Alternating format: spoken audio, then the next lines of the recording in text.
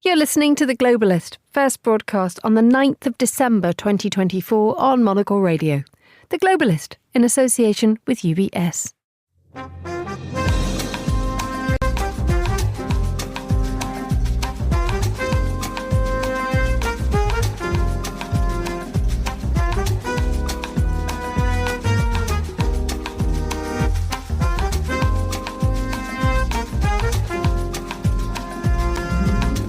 Live from London, this is The Globalist with me, Emma Nelson. A very warm welcome to today's programme. Coming up.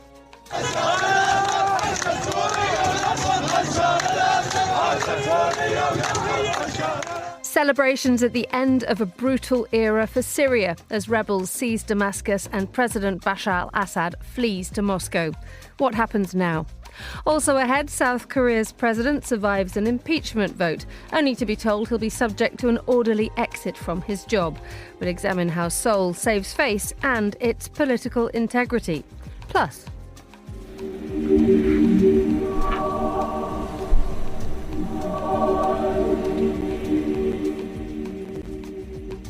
France at her finest. How the restored Notre Dame de Paris not only opens its doors 5 years after the fire, it also rounds off a glorious year for French soft power.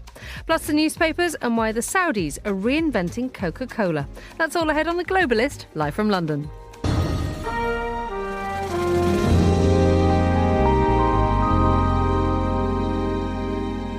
First, a quick look at what else is happening in today's news. The US military says it's carried out airstrikes against the Islamic State group to prevent it from taking advantage of the end of the Assad regime.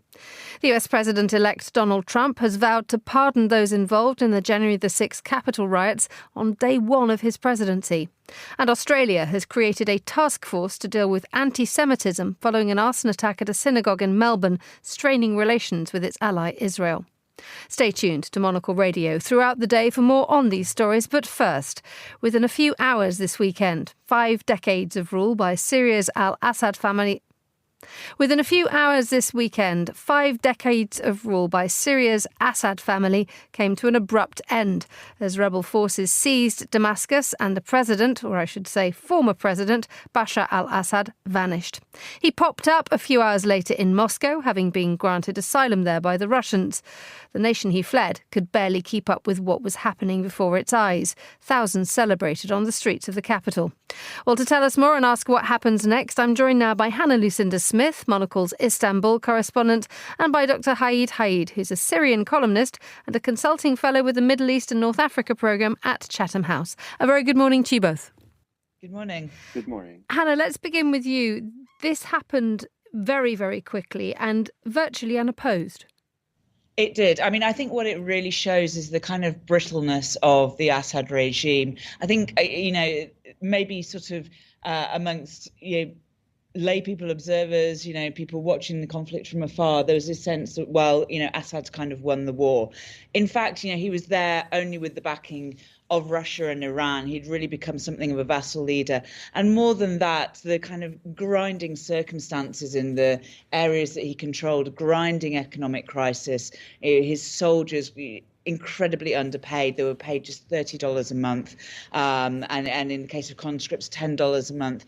And also in his region, a loss of patience with Assad as well. He was accepted back into the Arab League in May last year, but particularly in countries like Saudi Arabia, incredibly concerned about the kind of production of Captagon, this amphetamine drug in Syria, which was leaking out and being used in places like Saudi Arabia.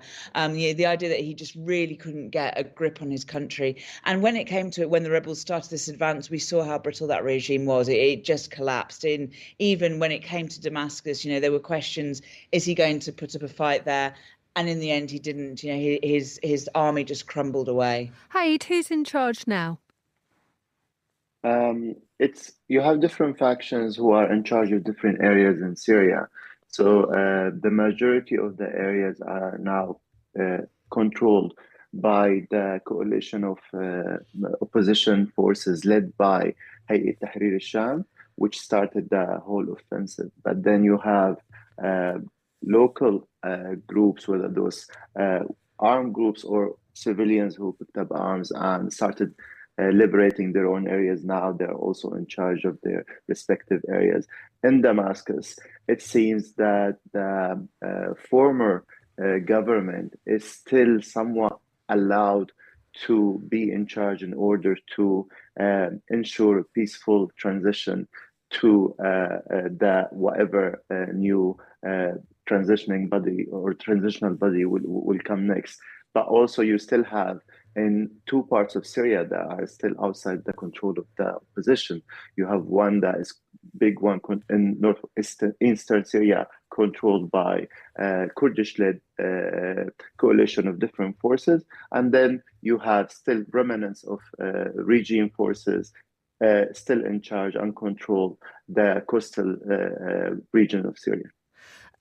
And as a result, Hannah, we have a very, very fragmented situation here in Syria at the moment. With Bashar al-Assad now out of the picture, you have the creation of this vacuum, which we have seen has not played out well in other countries in the past. One immediately thinks of the likes of Libya.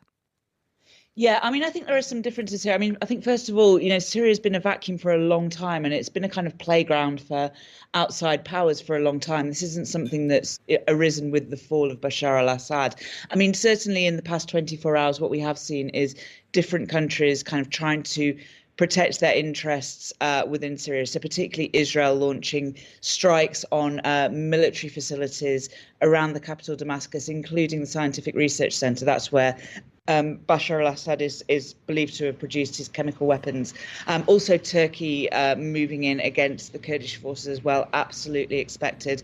Also the US-led coalitions launching strikes against ISIS targets in the east of the country. But I think the key difference with Libya is, Colonel Gaddafi, he fell really, really quickly. It was in less than a year.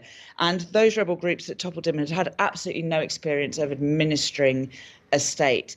The difference here is that Hayat Tahrir al-Sham, particularly over the past few years, as it's really tried to rebrand itself and present itself as a credible alternative to rule Syria, has had experience of administering areas. And you've had this whole kind of parallel civil society, parallel government operating for more than a decade in rebel-controlled areas. So I think that's the key difference.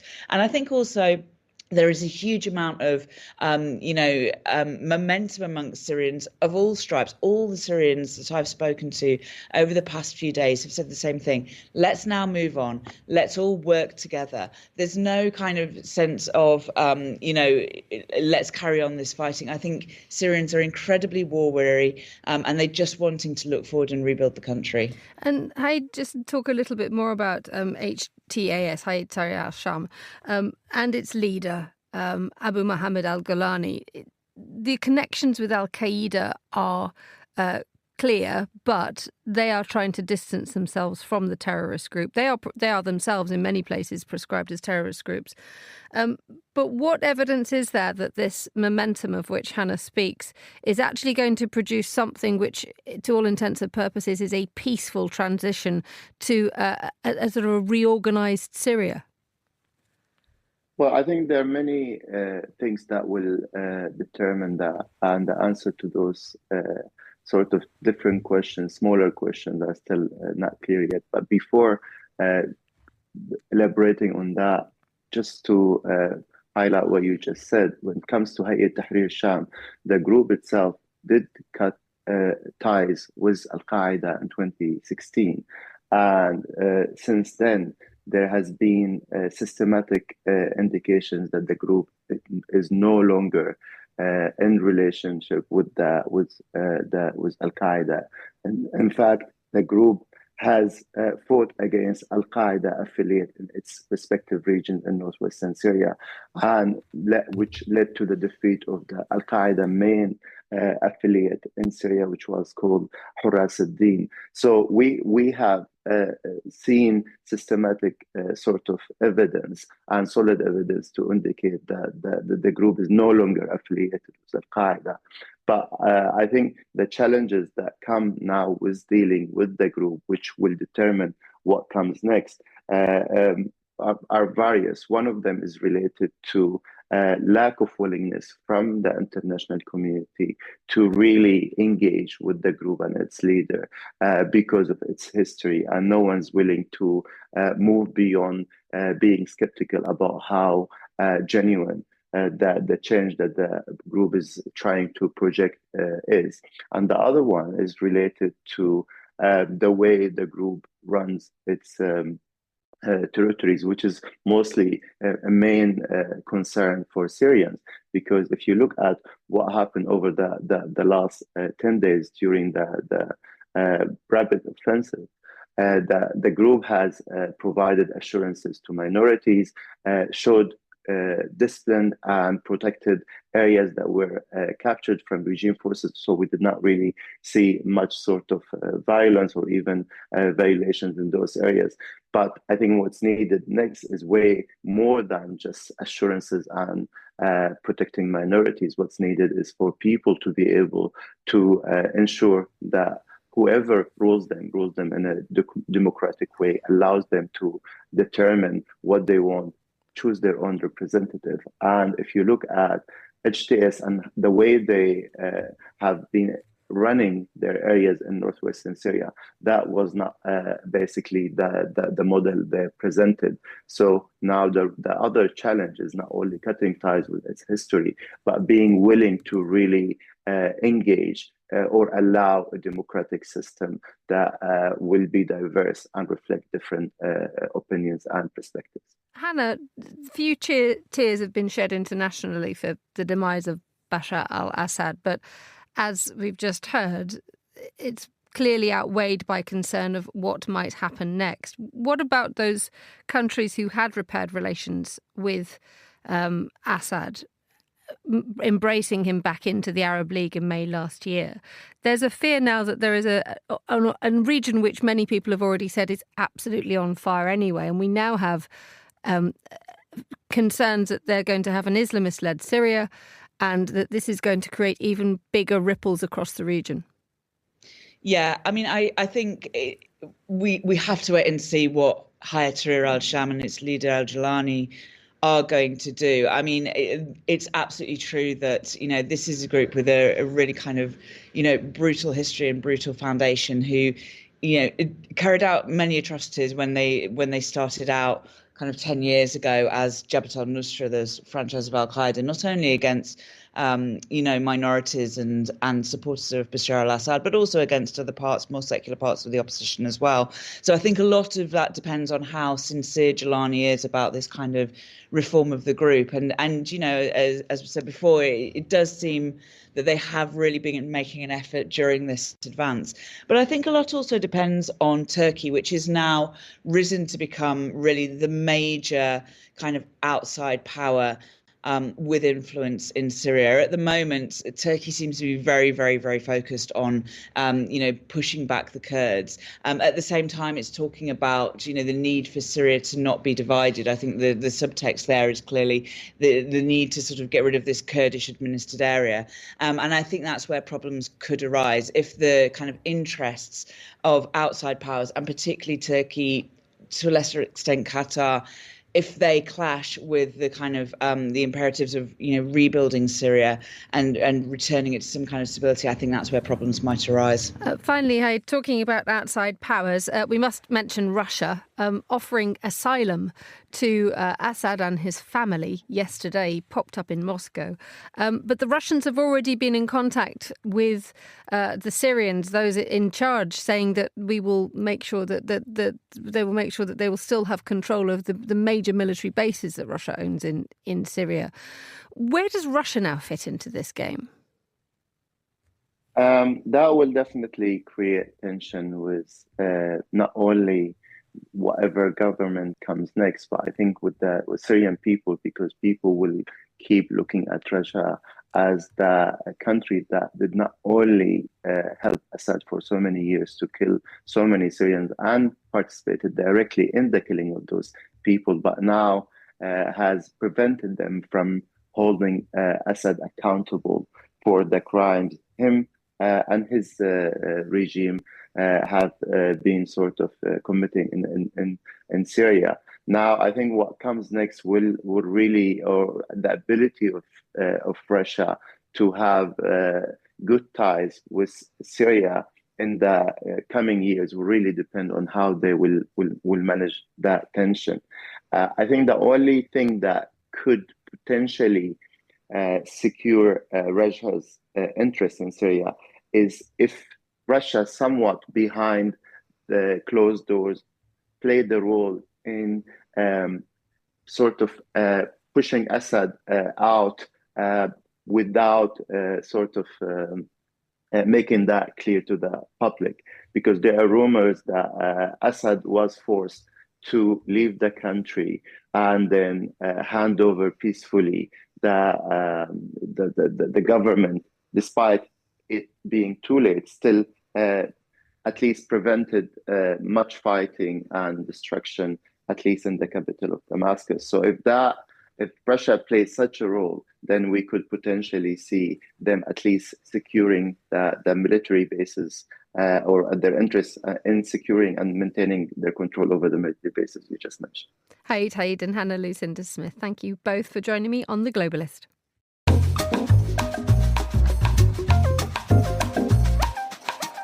It's 16:16 in Seoul, 7:16 a.m. here in London. Now, South Korea's Yoon Suk Yeol survived an attempt to impeach him this weekend as members of his own party left the chamber before they could cast their vote. However, very soon after, it became clear that President Yoon's days in office are numbered. South Korea's ruling party has announced it will organise an orderly exit for him, navigating a difficult path between maintaining stability and recognising that having a leader who plucks a military rule order out of thin air is not going to be a vote winner. Well, I'm joined now in the studio by Jayob Kwak, who's Monocle's Seoul correspondent, but who happens to be in London. Very good morning to you, Jayob. So what happened over the weekend? Yeah, so the impeachment vote went on as expected on Saturday, but unfortunately for the opposition party who wanted to get it through, the ruling party, or most of the ruling party, walked out before the vote could take place. Therefore, it didn't achieve the 2/3 majority that they needed, bringing lots of wrath to the thousands of people gathered in front of the National Assembly there. But it was quite apparent that some of the items included in the document or in the motion was quite haphazardly put, including there was a mention of how Yoon had turned his back on China, Russia, and North Korea, which has nothing to do with what just happened with what just happened with this coup attempt. So it seemed like it was not a very well-prepared move, of course, timing-wise. We just had something like 24 hours. But, I think we'll just have to see how this unfolds. Well, so things have developed over the last 24 hours since the failed impeachment. For starters, there was this expression of an orderly exit being planned for Yoon. And in the last 24 hours, we've seen the Office for Investigating High-Level Corruption trying to impose a travel ban on President Yoon. And he's now under investigation on charges of treason and abuse of power. And there's clearly momentum now to remove him from office by other means. Oh, absolutely. So, I mean, as I mentioned, last week, that him stepping down in some fashion is an inevitability, that's for sure. And it seems like he's announced that he will accept any kind of judicial process or legal process to take him out as well, or to be investigated as well. And just now, I think about 10 minutes ago, the Justice Department issued a travel ban for Yoon as well. So, I mean, it's commonly and publicly and widely accepted now that Yoon has to go, and he has done something, irrevocably wrong. It's not just whether he goes, but when and how. Explain to us a little bit the difficulty that those in power in South Korea, the ruling party at least, have to navigate this path between retaining South Korea's integrity but also keeping stability, because to remove your leader really quickly will cause trouble. But nonetheless, the view of South Korea, both internally and externally now, has been very deeply changed by what happened last Tuesday. No, absolutely. I mean, it's South Korea's credibility on the international stage has taken a major hit, that's for sure. I mean, we're seeing the currency rates as well as the Korean stock markets just, tumbling and rebounding, and who knows what's going to happen. But this orderly exit, this expression, it's unprecedented, and then there seems to be very flimsy legal basis for it. So we're not sure exactly what's going on that front. But if there is a silver lining to any of this, and if we can even call it a silver lining, the current prime minister was the deputy prime minister when the first ever impeachment motion passed against a past president in 2004, I believe. So, I mean, he does have experience in this very politically unstable situation with impeachment in place, and the president has to be removed in one way or another. So we'll see. Hopefully he can manage this transition into the next phase. We've seen South Korean stocks sink and the currency approach what I think it's a 15-year low this afternoon in Seoul. How much long-term damage do you think this is doing? I mean, we've always, South Korea has had a decades-long experience with what's called a Korea discount. And that's usually attributed to the North Korean threats that have always been there for more than 50 years at this point. But of course, and that has caused a lot of instability in the South Korean political arena over the years as well. And so, I mean, long-term damage, who knows what will happen. But I must also point out that in 2022, the U.S. pollster Pew Research Center did a survey of 19 different countries, I believe, and South Korea came out to be the most politically polarized of them all, even above the U.S. So this current situation is completely undesirable, that's for sure. And I mean, even before this coup attempt, the South Korean ruling party tried to get the main opposition party's leader arrested, and had that motion passed through the chambers as well. So I mean, these kind of tit-for-tat situation is only going to become worse from what we can see, and that doesn't bode very well. Jayap, thank you so much for joining me in the studio. The time here in London is 7:22 a.m. Still to come. I stand here in front of you before the liturgic event begins to express the gratitude of the French nation. France's President Macron thanks those who rose to the challenge to restore Notre Dame de Paris. We'll look back at a weekend of ceremonies to reopen the cathedral and showcase France's diplomatic might. Stay with us on The Globalist. UBS has over 900 investment analysts from over 100 different countries. Over 900 of the sharpest minds and freshest thinkers in the world of finance today. To find out how we could help you, contact us at ubs.com.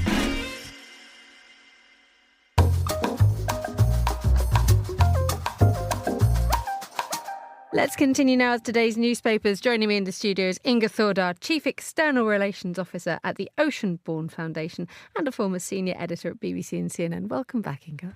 Thank you for having me. How's life in the Thordar world? Last time we spoke, you were in Iceland in a very, very cold Reykjavik for the elections. That's right. How was that? I actually just returned late yesterday. I have to say, the elections aside and everything else that's going on, it was nice to see some Christmas snow before I returned to the rain here in London. Proper snow. Has Iceland settled down after its elections? It hasn't. We're still waiting. But I think the interesting thing to look out for is that there are 3 party leaders talking now. They're all women. The president is a woman, the chief of the police is a woman, and the archbishop. So we're looking for a very interesting outcome there. Dare I say that the job will get done. Right, let's continue now with today's newspapers. What have you found? I think we're going to set Syria to one side and focus on very loud noises coming out from the Donald Trump camp this weekend.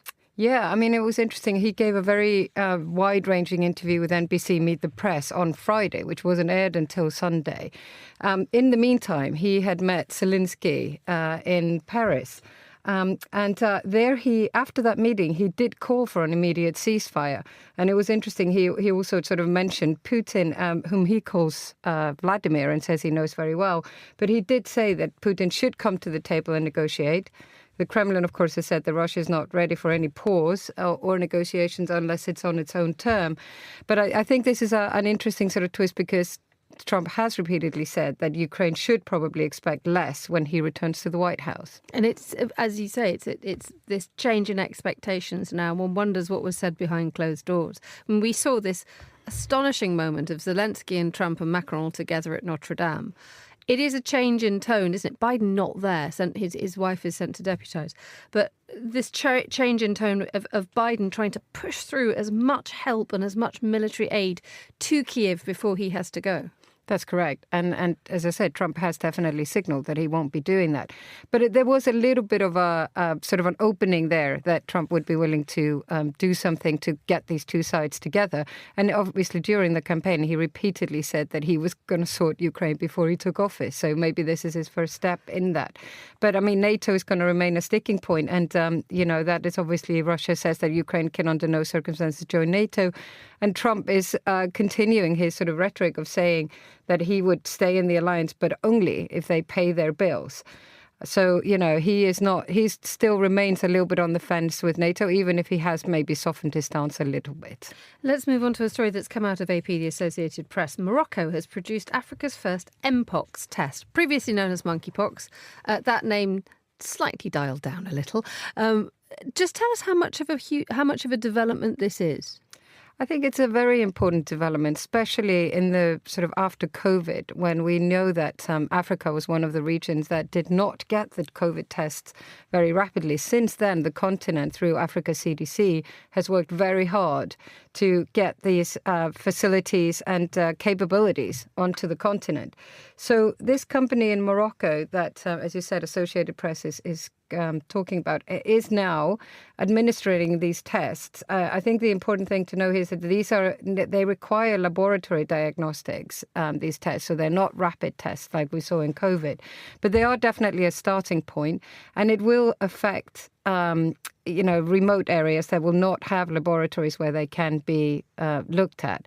But it's an important step for Africa to, have those facilities on its own continent and would not be reliant on the global north to deliver them. Indeed, and I think a spokesman for the company which has done these tests, the company, I think it's called Moldiag, said it's easy, much, much easier to send tests from an African nation to another African rather than waiting for something to be sent over to China and sent over to Europe. Absolutely. And also that would require a WHO approval, which can take months. In this case, they were able to get that approval from Africa CDC through a very specific process that they did sort of almost in response to this. Therefore, they were able to get these tests out to the regions affected much, much quicker. Let's move on to a story about balloons, which until a few moments ago I always believed were not problematic. Balloons are, to all intents and purposes, a lovely thing. Except if you're in New Orleans. Well, New Orleans is definitely not happy about their balloons. And I mean, these are very specific balloons. These are these metallic balloons. And this comes after the... Are they the helium things that look like Mickey Mouse, etc.? Exactly. They have this... Basically, they were disrupting the electrical services and even the sewer systems of the country. How? Well, first of all, they are conductors. So when they go up in the air, if they come anywhere near the power lines, they are absolutely disruptive to the power lines. And this was happening not just with balloons, but also with metallic-coated confetti. Now, on the sewage system side, this is basically rubbish. So it goes up, falls down into the water system and clogs it up. Because I sometimes think we forget when we look at these beautiful balloons up in the air that they have to come down. Oh, we've all lost a balloon and our hearts have momentarily broken, some longer than other. Yeah. It's an interesting story here insofar as normally people, you hear about people banning confetti because it's environmentally unfriendly and it turns into a sort of a bit of a sort of bad-tempered row.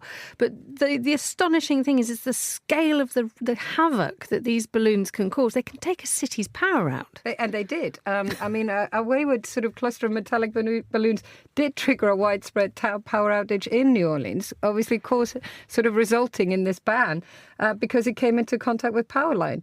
It wasn't a very long-lasting power outage, but an outage nonetheless. And that did prompt the city council to have this discussion last month and decide on a ban. Other areas in America are now looking at it, like Nebraska, that has a sort of a ceremony every year at the university where balloons are released, saying again that this is not going to be a practice that is safe anymore for those reasons, and also for the reason that even if balloons are biodegradable, it takes them about 7 years to degrade. Who knew that balloons could be so destructive? There you Finally, I get the impression that Taylor Swift has been on tour since either God created the earth or the earth cooled, depending on which team you belong to. She's stopping. She's done. She's done. It ended, last night in Vancouver. The people in that stadium would have had a show, an amazing show. So 149 shows in 2 years. That's why it feels like it's been ongoing forever. Is it just 2 years? It's just 2 years, but it might feel longer. Because actually, I think this is so interesting. It is a history-making tour in so many ways. It's the highest grossing tour in history. Tickets were sold for around $2 billion. More than 10 million saw the tour. And everywhere it went, it had an economic uplift. The figures in the UK was that 1 billion was added to the spending of the country. Vancouver is saying that last night's boosted the city's economy by 112 million. So it really paid off to get her into town. She had fights with Ticketmasters about the ticket prices, which prompted the Justice Department to open an antitrust investigation. And let's not forget that there were seismic activities in Seattle during the concert, and there were threats of terrorist activities in Vienna, causing her to cancel 3 appearances. So it's been a busy 2 years. Not just about sequins and flower crowns. Inga, thank you so much for joining us in the studio. You're listening to The Globalist live on Monocle Radio with me, Emma Nelson. The time here in London is 7:31. A look now at some of the other headlines we're keeping an eye on today. The US military says it's carried out airstrikes against the Islamic State group to prevent it from taking advantage of the end of the Assad regime. Meanwhile, Russian state media has reported they've been in contact with what they call the Syrian armed opposition, reportedly guaranteeing the security of Russian military bases and diplomatic missions. The US President-elect Donald Trump has vowed to pardon those involved in the January the 6th Capitol riots. He said he'd act on day one to remove the convictions of those charged in the attack aimed at overturning his 2020 election defeat. And Australia has created a task force to deal with anti-Semitism following an arson attack at a synagogue in Melbourne. Police say it was likely terrorism. It's the third anti-Semitic attack in Australia this year, straining relations between the country and its ally Israel.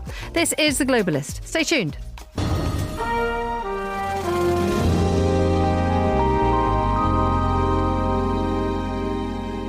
To Romania now, where the country's constitutional court has annulled the results of the first round of voting in the presidential election.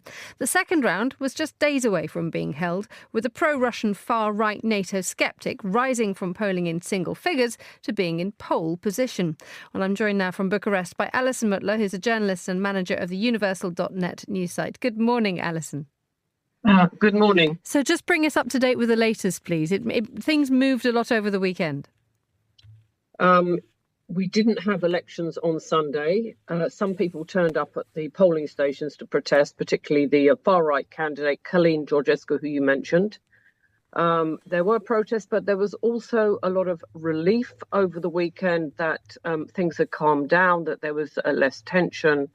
There were arrests made over the weekend. Călin Georgescu supporters were intercepted by police travelling to Bucharest. They found some weapons, knives and guns on them. And police said that they were planning to target unfriendly journalists and politicians. So there have been some developments. Some people were angry they couldn't stop. They were not allowed to vote, that the elections have been cancelled. But generally speaking, there's been relief that the tension has simmered down. That said, it sounds obviously that things have had the brakes put on them, but to scrap an election halfway through is an enormous step to take. It is indeed. It's an enormous step. It's definitely unprecedented in Romania, and I'm not sure if it's ever happened to any other countries. And the reason for that, the Constitutional Court gave its reason, was that the elections were not fair and free, and the process had been flawed because of the intelligence reports of interception, meddling by Russian groups. But yes, it is an unprecedented step, and there has been criticism, particularly outside Romania, a little bit less so in Romania, because I think there was a fear that this hadn't been a proper election after all. But there is a big question mark over whether they should have been cancelled at this late stage. It doesn't remove the fact that for many, the Romanian elections were a moment of deciding whether the country turned to the east or turned to the west. There are strong memories of life under communist rule, which creates scars, but there is also clearly some sort of or a degree of attraction for that still within Romania. Romania is not an island. They are influenced, the country's political landscape, people are influenced by, far-right movements or more sovereignist movements like Brexit, Donald Trump, Marine Le Pen, Meloni. So they see this attraction of we can look after ourselves. We should make our own rules. If we're members of these big clubs like NATO and EU, we should be negotiating tougher. There are definitely sentiments that, these pro-European parties have sort of sold us out and we're just a little country in a big club. So there definitely are, but it's definitely connected to particularly the victory of Donald Trump in recent elections and other far-right movements which have come to the fore in Europe, in Germany, in Italy and France. So what happens next? We understand that Călin Georgescu is not going out without a fight. He says that he'll complain to the Supreme Court. But how does he attempt to overturn a constitutional court ruling? He won't be able to. The Constitutional Court ruling is final. There have been other Constitutional Court rulings, like the recount of elections, and also another candidate was eliminated about 2 months ago, and those decisions are final, so he won't be able to do that. But elections will start from scratch, and that means people who want to run candidates will need to gather signatures. I think it's 200,000 signatures, and then we'll start elections from scratch. That'll probably take 3 months, I would imagine, in the springtime sometime. So he may be able to run again. He may not. Depends whether he's prosecuted for treason, is what they're talking here in Romania, or something else. But he potentially does have a chance of running again in fresh elections. And would there be any sign that anything would be different? I think Romanian intelligence services and other security institutions have woken up to the fact that there is interference by Russia. That's what the United States, that's what Britain, that's what Romania has basically said. So I think there will be more surveillance and there'll be more monitoring of the way the campaign is run, because it was done very stealthily and very cleverly from what we've learned. Călin Georgescu, as you said in your intro, was on polling in the single figures. In fact, he was on 1% at the beginning of November. And these accounts on TikTok were actually activated 2 weeks before. So it was very swift. But the accounts had laid dormant for apparently 5 or 6 years, and then they were suddenly activated and spread all kinds of messages about promoting him, saying the other candidates wanted war in Ukraine and so on, pro-Kremlin messages. But it was quite stealthily done. So I'm sure there'll be much more surveillance and monitoring of the situation, so it doesn't get repeated, because it would be incredibly embarrassing if it happened again for Romania. Alison Mutler, thank you so much for joining us on Monocle Radio.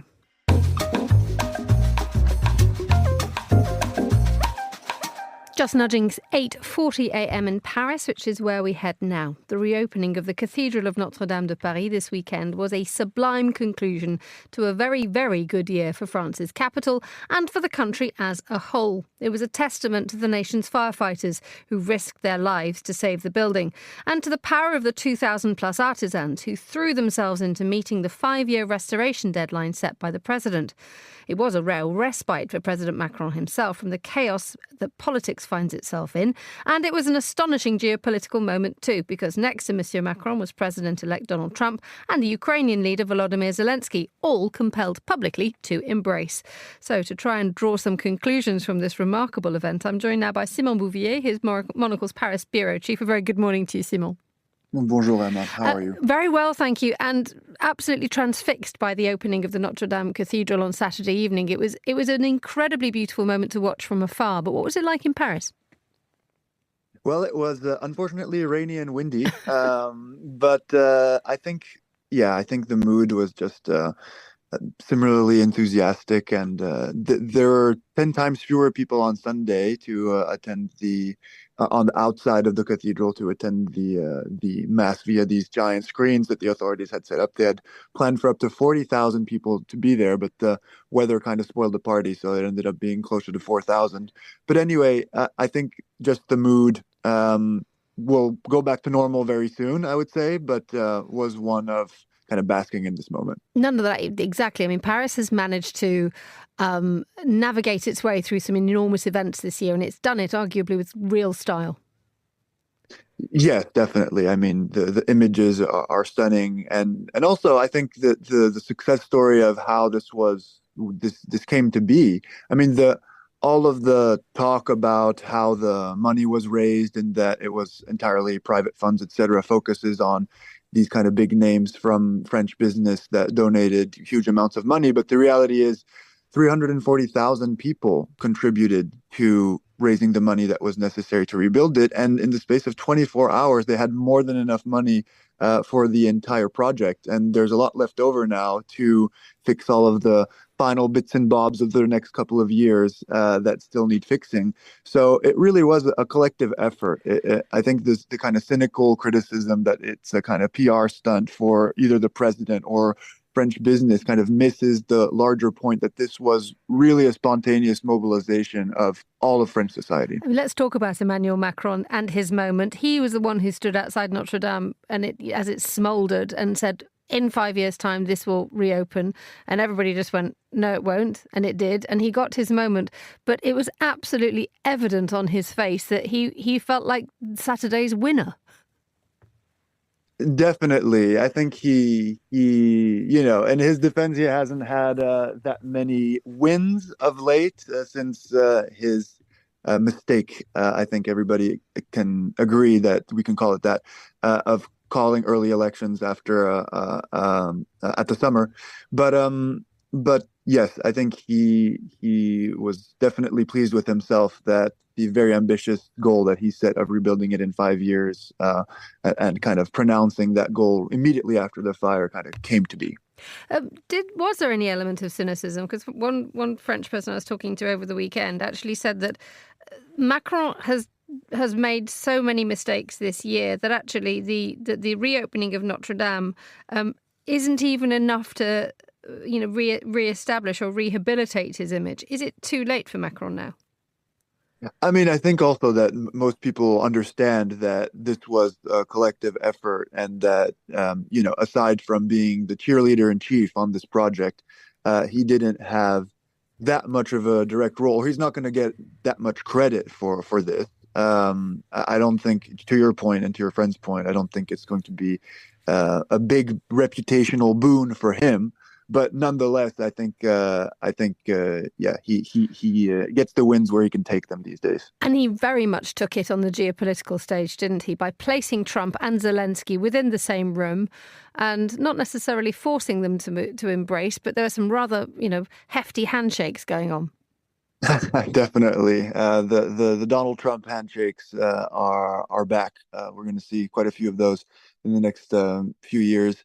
But yes, I think he's he intelligently took advantage of the moment to try to smooth things over. He very much cares about the destiny of Ukraine. It's been one of the things that he's been the most hawkish on in Europe, and that he's been pushing more hesitant partners in the European Union towards more support, towards more forceful action. So I think he just kind of wisely took advantage of the fact that both of them were going to be there. It's unclear if he was approached to be invited or if he was the one who kind of pushed to create this ad hoc diplomatic summit. But the results are there. Now we'll have to see what the results of this kind of 35-minute conversation between Zelensky and Trump and Macron are going to be. But it was definitely intelligent to take advantage of the moment. Finally, Simon, what else are you casting your gaze on for the next couple of days in Paris? Well, obviously, we're going to be watching to keep on with the religious theme for the white smoke coming from Matignon instead of coming from the Vatican, to see if there's going to be a new prime minister this week. Expected maybe today, perhaps Tuesday. We look forward to it. Simon Bouvier in Paris, thank you so much for joining me on The Globalist.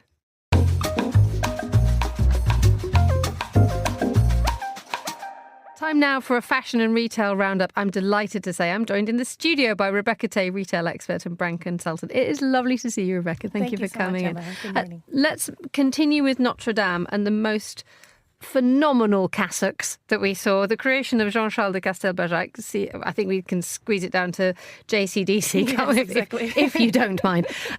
We were watching it and... The French friend, the cynical French friend I was watching it with, rather cynically said, "Gosh, it's United Colours of Benetton has come back to Notre Dame."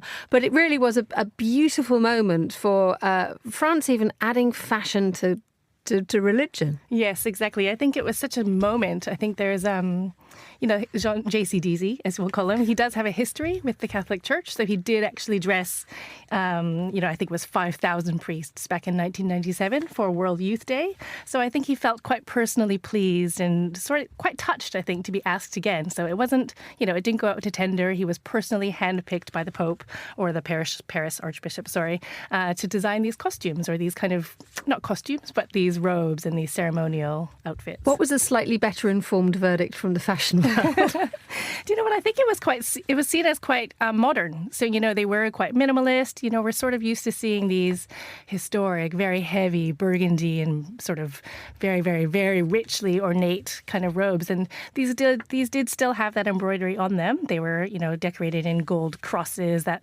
apparently had 3 layers of gold on them. But they were so modern. They felt so fresh. They were white Scottish wool.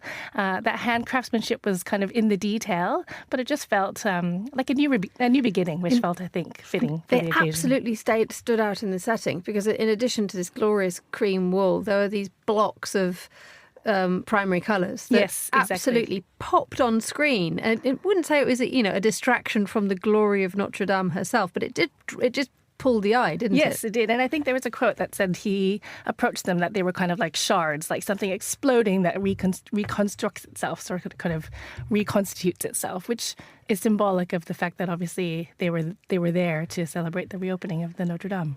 Let's move on to a quite astonishing story about how a deep love of a beige sweater and a pair of plain trousers and taking a photograph of yourself and putting it on the internet has suddenly become a major issue in terms of copyright. What is going on? May I say you are wearing a very beautiful oatmeal-coloured V-neck sweater today, which would not go amiss on the influencers' websites that we're just about to talk about. This is bananas. It is bananas. I think it's interesting because, we've been in this sort of world of influence for some time now, but this is the first case where an influencer, so her name is Sydney Gifford, she's actually filed a lawsuit for copyright infringement against another influencer named Alyssa Shields. So this is in the States. We do have to caveat that, where there's a little bit of context. There's a little bit more of a litigious environment, I say. But she basically is saying that she copied her vibe, I suppose. She took her kind of neutral palette. She copied her facial expressions, her poses, even down to her kind of how she decorated her wardrobe and her little vanity where she would take pictures of her makeup and things like that. But ultimately, they're also saying that it's a problem because they're using their followings to obviously drive sales through their Amazon shops. So they're saying that, if you copy me, then you're taking away sales from my platform.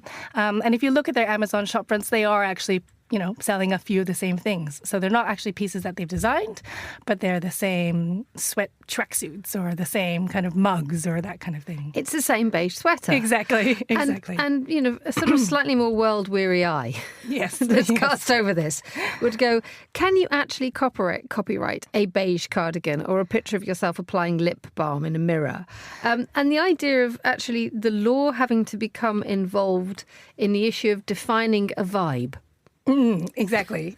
It's so bizarre, isn't it? Because I think there isn't actually, I think like all things law, it's not so cut and dry. It's not so black and white. It's a lot of shades of grey or beige, or if you would say it. But I think there's not a lot of precedent here, but it is, I think the legal community is sort of saying that it's not going to be a successful suit. It is very interesting because obviously it's copyright infringement, but it's not likely to be successful because she's not actually copying, she's not actually taking her material and sticking her face on it, or she's not actually taking her material and not crediting it. She's just copying the mood. And it begins to ask the bigger questions about whether the law should not only be involved in this, but it's, it doesn't. You can claim infringement. You've stolen my vibe. Yes. I never thought I'd ever say that out loud, but there we are. But also, it does not establish positively the ownership of a style or a media, or indeed, it doesn't mean that you can own a vibe. Exactly. I think everything in the creative spheres is, it's been referenced before. It's come from something. So the idea is that you should always be taking something and then changing it or putting your own spin on it. So how do you do that with a vibe? Is it about kind of tweaking it slightly? Is it a different facial expression? So it's sort of defining what is a vibe even? How does that actually become defined in a court of law? It's a pretty miserable one. Right. We wish them both the best of luck and congratulations to them both getting so much publicity. Exactly. Well done, ladies.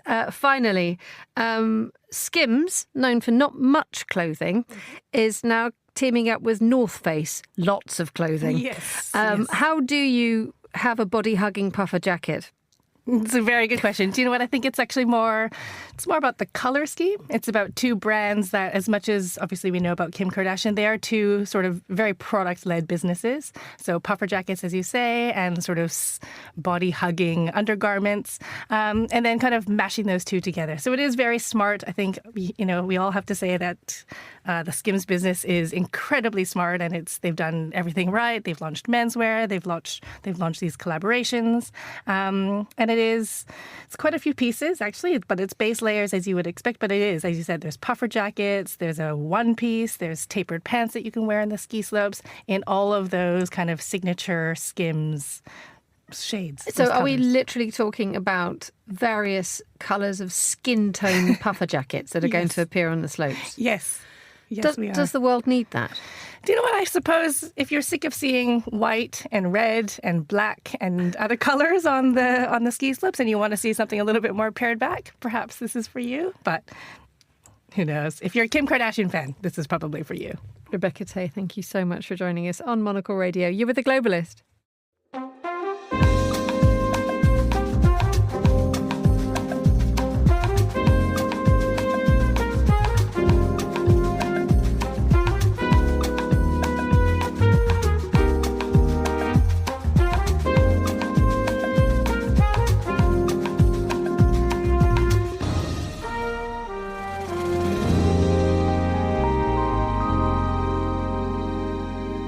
$7.54 here in London. Finally, Coke is it. Real magic. Taste the feeling. Thirsty for more. Coca-Cola and its mortal enemy Pepsi have enjoyed worldwide domination since we first took a gulp of that weirdly delicious brown fizzy liquid. Now, Saudi Arabia, a country with a sweet tooth, wants a slice or indeed swig of the action because a rival drink is being launched. And it's made with dates. To tell us more, I'm joined by Tilda Asmussen, who's a journalist based in Riyadh. A very good morning to you, Tilda. Good morning. So tell us, what's it like? Have you drunk this drink yet? Yes, I went out and I bought a can yesterday. So it was an interesting experience, I would say. The taste is quite similar to a Diet Pepsi. So, I mean, yeah. So this was not a lot about dates. So this is it's a company called, or a brand called Milaf Cola. Is that correct? And you've sort of given it away about whether it actually does taste a lot about dates. I mean, does it try to replicate Coca-Cola, or is it a slightly more regionally specific branded drink? No, I think they are trying to replicate Coca-Cola and Pepsi. And what they are saying is that this is a healthier version because it has the benefits, nutritions from the dates. So that's what they're trying to brand it as. So you have what? Fiber, antioxidants, minerals. Basically, you can turn a fizzy drink into a health food product. Yeah, I mean, now I'm not a nutritionist, but I know that dates are rich on fibers and low on fat. But I mean, at the same time, there is quite many calories in dates and natural sugars. So, I mean, yeah, I'm not so sure about how healthy it actually is. But yeah, like I said, that's the brand. Culturally speaking, this is a big move for Saudi Arabia because that part of the world, as I have said a moment ago, really does have a sweet tooth, doesn't it? For sure. So tell us a little bit more about what it is doing here. Is this, I mean, the money is coming from the Saudi Arabian Public Investment Fund. One wonders how much of an attempt this is by Saudi Arabia to muscle in on Coca-Cola and Pepsi. I mean, for sure, that's part of it. And I would say at the same time, the launch of this product is also aligning with the Saudi Vision 2030, this reform program that aims to diversify the country's economy and reduce the dependence on oil revenue. So in general, I would say that there's a greater focus here in Saudi on producing products locally in the country. And that's also where this Milaf Cola is playing an important part of it. So are we talking, therefore, about a product that will be marketed directly just within Saudi Arabia? Or would you say that there are greater ambitions to expand this globally? I think there is for sure greater ambitions. And like you said, the company is owned by the PIF, the Public Investment Fund. So I think that also tells something about the ambitions. And the company behind have also said that they're planning to introduce other products, other byproducts, including date cream. And I think they want to expand maybe in the beginning across the Middle East as a start. But let's see, maybe it has global potential. Tilda Asmussen, thank you so much for joining us on Monocle Radio. And that's all the time we have for today's programme. The warmest of thanks to all my guests, and thanks to our producers Hassan Anderson and to Laura Kramer. Our researcher was Maisie Ringer and our studio manager was Lily Austin. After the headlines, stay tuned. There's more music on the way. Plus, we have the Foreign Desk.